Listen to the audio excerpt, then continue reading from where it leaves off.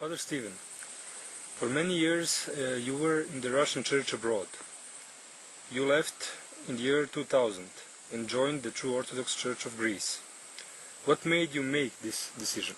For many years I had been concerned about the fact that the Russian Orthodox Church abroad, in some places where the hierarchs and the clergy were concelebrating with Orthodox churches that were in the World Council of Churches.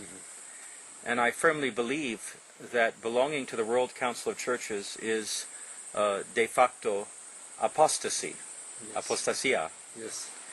And the more I studied the Holy Fathers and prayed and studied the history of the Church, I realized that you cannot be in communion with a heretic. Yes. So in the Russian Church abroad, the priest would say, well, we're not heretics, but if we have communion with the Serbian Patriarchate, that's okay. They're doing the ecumenism, but we're not. But, of course, ecclesiologically, this is ridiculous. Of course. Because if they're praying with the Pope and with the cardinals, or even with mullahs and rabbis, and you pray with them, then the infection, the disease of apostasy enters your soul. Because the unity of the Church is based on our confession of faith, ispovedenia viery, and union in the Holy Mysteries.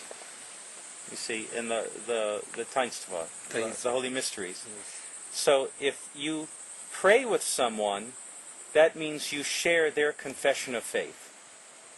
So I said, well, look, the Serbian Patriarchate is in the World Council of Churches, so they are apostates. So if you concelebrate, if you liturgize with them, you share their apostasy. Their apostasy, yes. And then if I commemorate you, I share your apostasy. Of course. So the only way to preserve your soul is to cut off communion with this apostasy. So after several years, I saw that the direction of the Russian Church abroad was not to withdraw from world orthodoxy, but to enter more and more into world orthodoxy. More contacts, more concelebrations, more identification with world orthodoxy. And world orthodoxy is in apostasy. Yes. They're in ecumenism. They're in the worldwide movement to create one religion, one government, one ideology for the world. They claim they're not, but their actions are very clear that they are. And so I realized that the Russian Church abroad was just going more deeply into this apostasy, and I had to withdraw. And the true Orthodox Christians of Greece are still confessing the faith. They are not in communion with the ecumenists. They are not teaching any heresies. And so I felt that to be safe spiritually, I could go to the true Orthodox Christians of Greece. And that basically is why I joined the True Orthodox Church of Greece. Yes. You have been a true Orthodox priest for more than 20 years. What was your experience as a priest in America in the time of apostasy? Well, one thing to realize is that this apostasy is worldwide. And so our experience in America is simply our version, our edition of this worldwide apostasy. The essential experience of apostasy is the same everywhere. Yes. It's the preparation for Antichrist. And it's characterized, I think, above all, by a lack of love for the truth. There's no love for the truth. People don't want to know the truth. They want to have good feelings. And they want to have the appearance of a reality, but not the reality. And of course, America is the place where pseudo-reality of the modern type was created. Hollywood, television, and so forth. So America, you might say, is the laboratory where the apostasy created the technology and the methods to create a virtual or pseudo-reality to brainwash everybody. Even the technology used in communist countries of, like we were talking about the communist movies, for example. Yes, yes, yes. But this was perfected in America, and it was financed by the same people Yes, yes, yes. and created by the same people. And so Americans, on the one hand, in some ways Americans are innocent. They're not as cynical as Europeans. So you can talk to Americans about religion, and they'll listen, you know, and they'll be more innocent. But on the other hand, Americans are very superficial. If you try to go too deeply, they don't want to talk about it. So it's difficult to get the American typical person with an American psychology to go deeply into orthodoxy. Now the world Orthodox, the new calendarists, the modernists, are making converts in America. The Antiochian Church, the Greek New Calendar Church, OCA. But these are people who, they're Protestants, but they don't become Orthodox. They make Orthodoxy into something Protestant. So, for example, a preacher, some minister, some preacher, some Protestant reverend will become Orthodox. And the next day they chrismate him, and the next day they make him a priest. And he's got all these followers. And after 1 year, he's already written 5 books telling everybody what Orthodoxy is. And it's very crude and superficial. But if you try to introduce them to a deeper understanding of Orthodoxy, they're impatient because they're into marketing. They have books to sell. They need to get followers. And so they want something easy.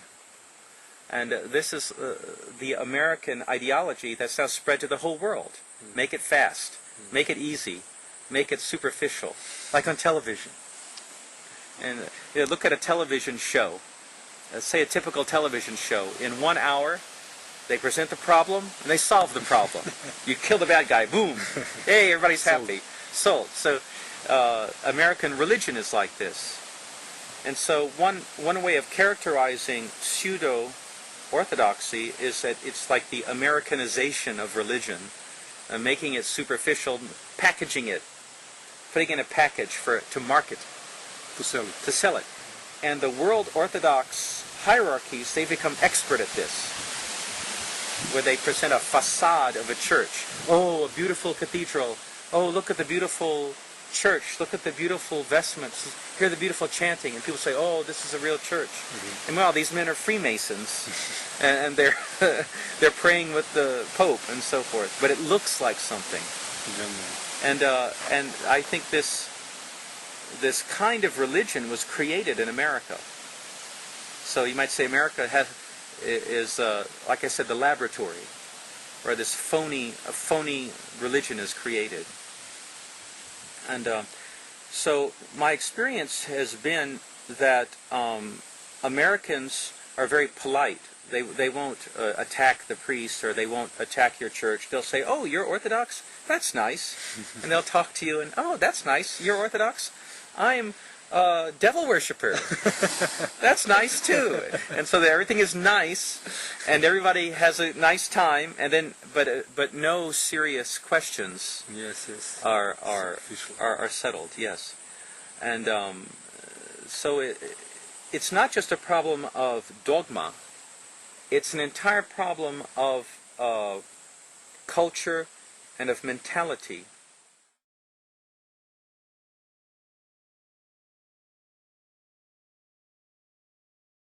Niste me pominjali cijelu noć? Kažem ti da smo se super proveli. Nemoj, molim te, bre. Idemo. Nemoj, ajde, vidi, usisavat ću mjesec dana. Dobra fora, dobra fora. Ne znam, ja mislim da ti nju treba da ispališ. Ivanu da ispali? Da. Pijele, majke. O, pa ba to. Ja, gole! Na mene stalno sputava, bre, veruj mi. Jeste. Vidi ga. Lako je, Rale. Leone, nje. Ponedeljak u 20.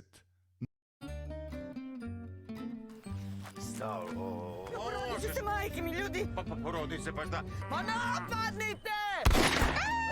Vidim da ćeš u skoroj budućnosti doći do nečega od velike vrednosti. Igraš na crno, crveno? Ali da znaš da smo Hum i ja rešili taj slučaj izuzetno. Zašto uvek ja poslednji sve saznam? Zato što ne umeš da ćutiš. Ajde, pioniri, pionirke. Kamiondžije, nova sezona. Uskoro.